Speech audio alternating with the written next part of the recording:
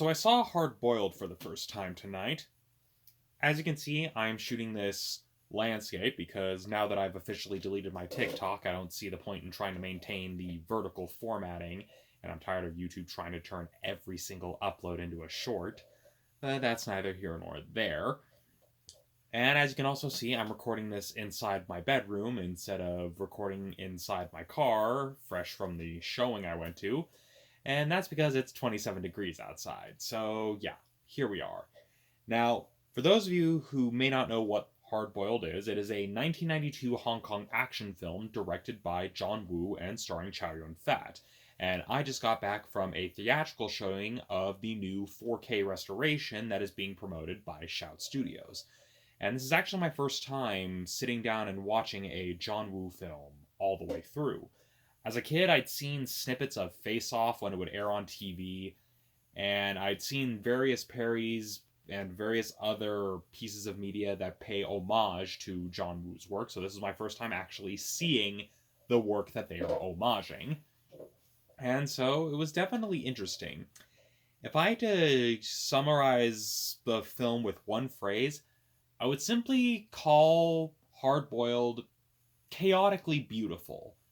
What I mean by this is that it very much is one of those films that kind of revels in the excess and revels in the chaos that it's creating. It's not exactly high art per se. It very much is what it's set out to be, which is very much a schlocky action film, and it doesn't really make any bones about that. It does have a little bit of sophistication to it, especially when you look at how the film opens with Chow Yun-fat's character playing in a jazz band and kind of setting a nice, like, little mellow sort of tone to it before things take a hard turn into pure chaos with the opening action sequence. And I'll admit, it was a little bit to get into, especially with how chaotic that opening action scene was, but I have to kind of take a step back and realize, okay, well, the chaos is kind of the point, especially considering how things pay off later on in the film, where we start seeing more of the bullet ballet that John Woo is known for across his films. And so that opening scene in the kind of that undercover operation with the birds, it was definitely interesting to see how John Woo conveyed details about the character and what he valued. And I like how, rather than trying to just exposit or tell you all these details, it chose to show you the world of the story. It chose to show you the character through his actions and even through simple blocking and just other visual decisions.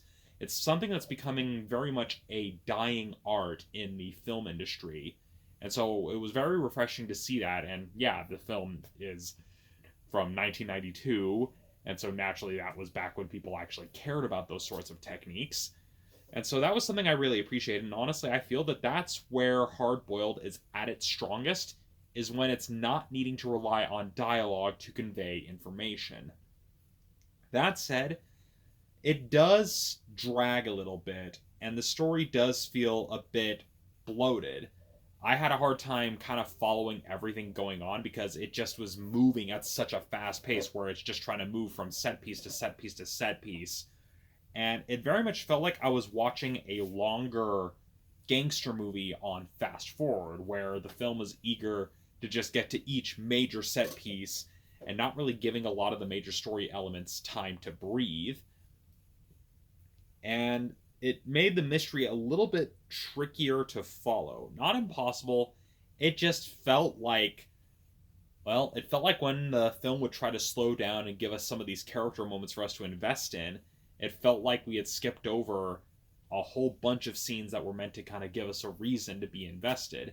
Again, it's not as bad about it as I've seen in other films, but it very much is one of those films where it feels like the plot is kind of secondary.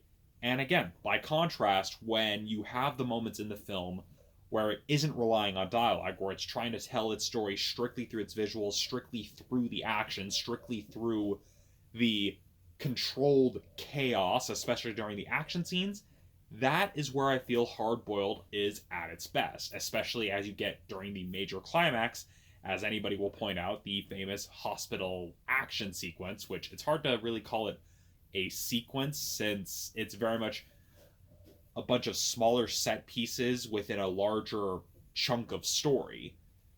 And so that's probably my thoughts, on, at least on Hardboiled from a visual standpoint, is that it's at its best when it's using the visuals to kind of tell the story rather than when relying on dialogue. Because, let's be real, when you get to like the dialogue, when you get to a lot of the story, it very much is the same formulaic, paint by numbers, renegade cop movie. And that's by design. John Woo himself admitted, which at the showing I went to after the end credits rolled, it actually had an interview with John Woo, and he openly admitted, yeah, this was basically his attempt at making a Hong Kong version of Dirty Harry. And so, of course, it's going to be kind of formulaic. It's literally following that same sort of formula of the... I wouldn't really call the character a renegade cop, just very much a brash, impulsive cop, because renegade kind of implies someone who's more or less willing to kind of bend the rules, but Chow Yun-fat's character isn't really someone who's like out to bend the rules. He's just more someone who has a very strong sense of justice that he wants to follow through to the end. And it very much follows in the same sort of traditions of Xia fiction or wuxia fiction. For those of you who don't know, Xia fiction, that's kind of where you have heroes, not in the modern sense where these are characters that you're like meant to model your life after, but more of, oh, these are characters who are acting on a ingrained set of morals that may not necessarily be aligned with what we think as universal morality, but more someone who has a set idea of how they feel the world should operate and very much follows that path for better and for worse. That's essentially what the characters in this film are if you're viewing Hardboiled through that Xia wuxia fiction sort of lens.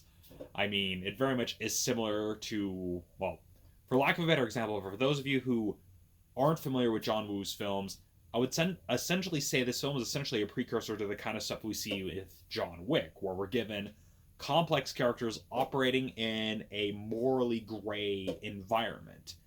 And so that's what we get with the characters in this film that have their interesting quirks and idiosyncrasies, and there is a little bit of good mystery here and there, even if it does kind of peter out towards the end. And it also doesn't help that the film essentially becomes, well, pretty much the wet dream of, well, any major gun nut. I mean, let's be real.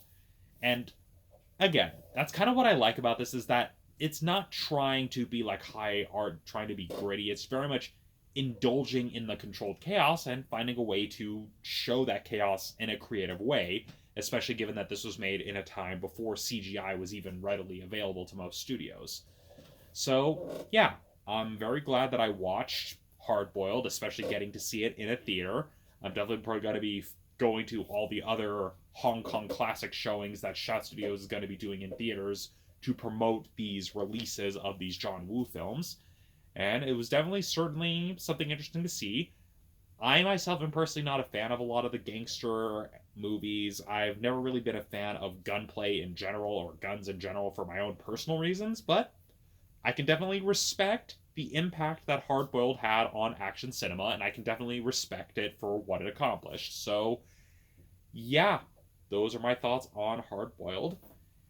Definitely a hell of a first film to see at the start of 2026, even though the first month is pretty much nearly over at this point. But hey, if tickets are going to be 20 to 30 bucks at this point, I may as well at least spend that money watching something that I know I'll actually enjoy, as opposed to taking a gamble like Hollywood is expecting us to. Now, before I go on yet another tangent, I should probably stop here. So yeah, thank you for watching, and I will see you all next time.